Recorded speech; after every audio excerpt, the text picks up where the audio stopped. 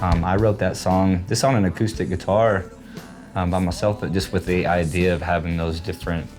kind of arrangements throughout the song, you know, that would make it a little more of an instrumental. It came from a guy named Mark Ford that was a guitarist for the Black Crowes. He produced my first 2 records, and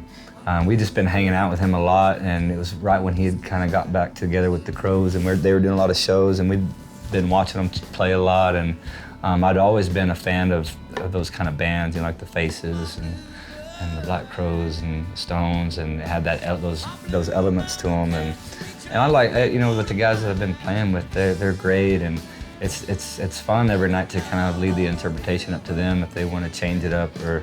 you know, we don't really kind of rehearse note for note what it is. There's the structure of the song, but, you know, when I first started writing songs, I didn't really have any intentions of ever performing them for anybody. It was kind of the thing where I'd learned a couple of chords on the guitar, and it was just sitting around and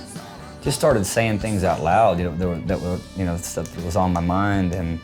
then I discovered that it was just a great tool to kind of get stuff off my chest and work some things out in my mind at that age, you know, and like, I guess, you know, like if I wrote about something that I've lived through or been through, and thinking about other people that are probably going through it as well. You know, I thought, you know, going over to Europe was big, and playing in you know, a lot of cities over there. Like, how am I gonna write a song about growing up rough towns of West Texas or New Mexico and have a young kid from London relate to that song, which, you know, in ways, you know, they can very easily, you know, by just certain things you may describe in the song, and it doesn't necessarily have to be so literal, you know.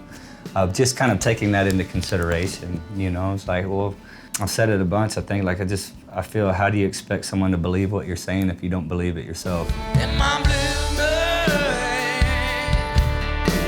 my Bluebird knows I need to believe. When I'm down on the river, baby, but I'm stuck on the other side, love. We've really been liking the Collins guitars.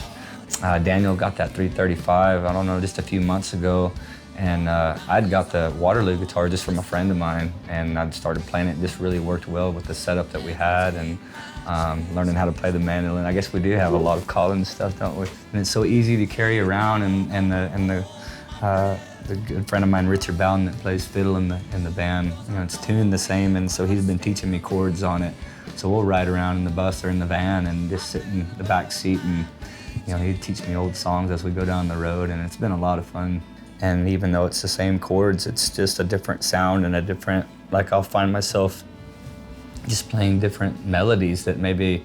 I didn't come up with on the guitar. I mean, my musical background is very fundamental, you know, it's kind of, you know, 3 chords on a pawn shop guitar kind of a thing, you know, very standard stuff. And so whether it's on the piano or the mandolin or guitar, whatever it is, it's those same chords, but maybe I'll just mix them up in different ways and hear a different melody in my head. And I just, yeah, still learning a lot, you know.